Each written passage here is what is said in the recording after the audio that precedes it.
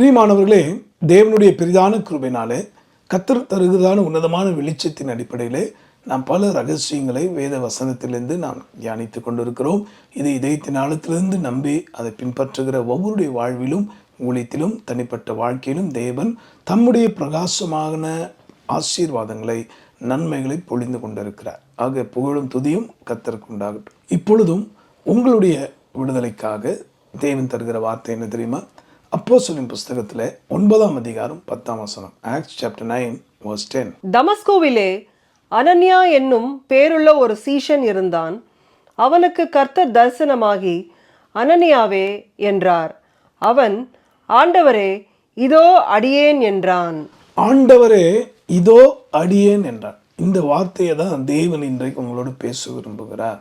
தேவனாகிய கர்த்தர் ஒரு மனிதனுக்கு தரிசனமாகிறார். அதுவே பெரிய பாக்கியம். ரெண்டாவது, அந்த மனுஷன் கடவுளுடைய சத்தத்தை கேட்குறான். அந்த கண்கள், செவிகள் அல்லது அவனுடைய வாழ்க்கையே ஆசீர்வதிக்கப்பட்டதுங்க. ஏன்னா கர்த்தருடைய சத்தத்தை அவன் கேட்குறான். மூன்றாவது, அவன் பதில் சொல்லுகிறான் பாருங்க, இதோ அடியேன் என்றான். ஆக தேவனாகிய கர்த்தர் யாரை நம்பி தன்னுடைய காரியங்கள் எல்லாம் பேசுவார், யாரை நம்பி தன்னுடைய பாரத்தை பகிர்ந்து கொள்வார். பொதுவாகவே தேவனுடைய தீர்க்கதரிசி என்று சொல்லும்போது அவன் தேவனோடு உலாபகிறவனாக இருப்பான்.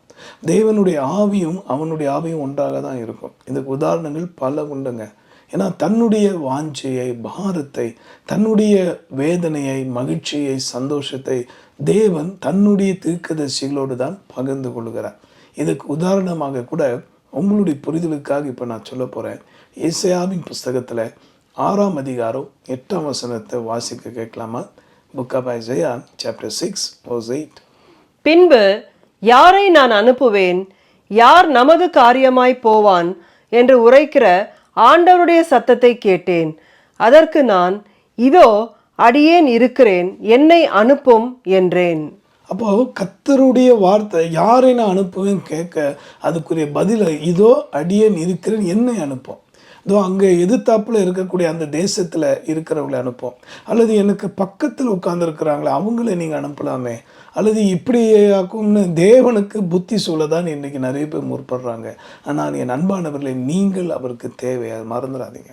யாரை நான் அனுப்புன்னு சொன்ன உடனே இதோ என்னை அனுப்பும் என்று முழு சரண்டராக, முழுமையாக தன்னை ஒப்பு கொடுத்தவனாக தேவனுடைய தீர்க்கதரிசியாக ஏசாயா அங்கே பதில் உரைப்பதை பார்க்குறோம். அன்று அனனியாவுக்கு தேவன் தரிசனமாக இதோ அடியேன் என்றார். இங்கே தீர்க்கதரிசியோடு அவர் தன் பாரத்தை பகிர்ந்து கொள்கிறார். தனக்கு ஒரு தேவை இருப்பதை அவர் வெளிப்படுத்துகிறார். அதை புரிந்து கொண்டு அவருடைய அன்பு புதல்வன் தேவனுடைய தீர்க்கதரிசி ஏசாயா, இதோ நான் இருக்கிறேன், என்னை அனுப்பும் என்று தன்னை அர்ப்பணிப்பதை பார்க்கிறோம். பிரியமானவர்களே, உங்கள் வாழ்க்கை செழிக்க, ஆவிக்குரிய வாழ்க்கையில் நீங்கள் இன்னும் வளர்ந்து கனி கொடுக்க வரப்போகிற இயேசு ராஜாவை நாம் பல ஆத்மாக்களோடு சந்திக்க போகிறோம். வெறும் கையாக போய் நின்று வேண்டாம். இப்பொழுது சொல்லுங்கள், ஆண்டவரே என்னை அனுப்புவோம், இதோ அடியேன் இருக்கிறேன். ஆண்டவர் தேவனாகிய கர்த்தர் தேடும் நபராய் நீங்கள் இருக்கிறீங்க. ஆகதான் அவர் நம்பிக்கையோடு இந்த பாரத்தை உங்களோடு பகிர்ந்து கொள்ள. உங்களுக்கு 1008 பாரங்கள் இருக்கலாம்.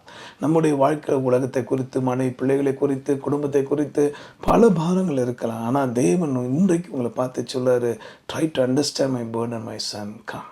என் அன்பு மகனே, என் மகளே, நீ வா என்னண்டை, நான் காரியமாக அனுப்ப விரும்புகிறேன்னு சொல்லும்போது இதோ அடியேன் என்று சொல்லி தேவனுக்கு முன்பாக நம்மை அர்ப்பணிப்போமாக.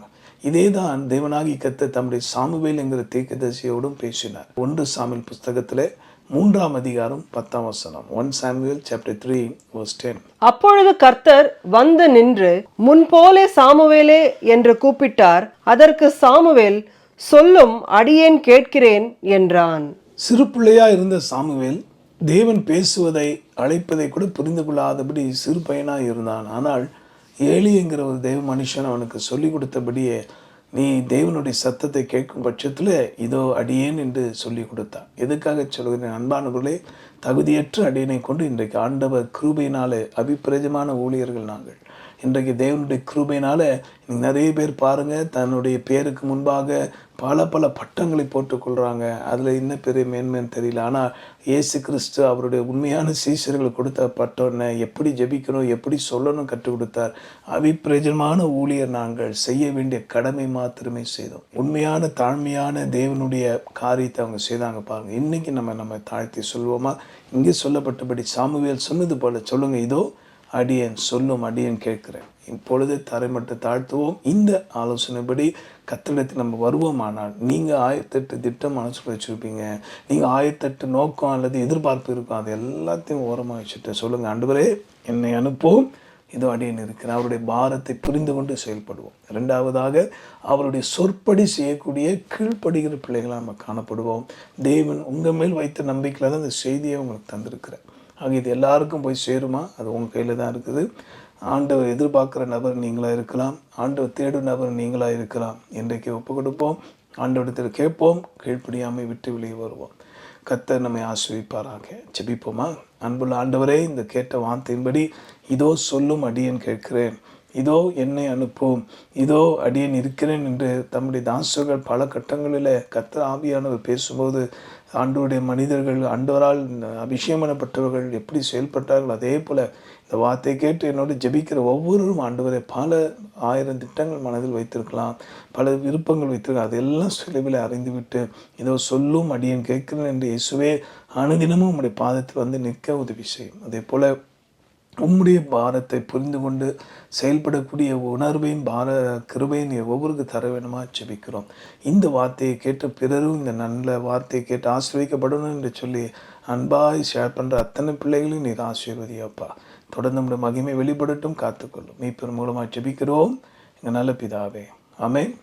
இதோ அடியேன் இருக்கிறேன். தொடர்ந்து செயல்படுவோம். கர்த்தர் நம்மோடு இருப்பார். ஆமென்.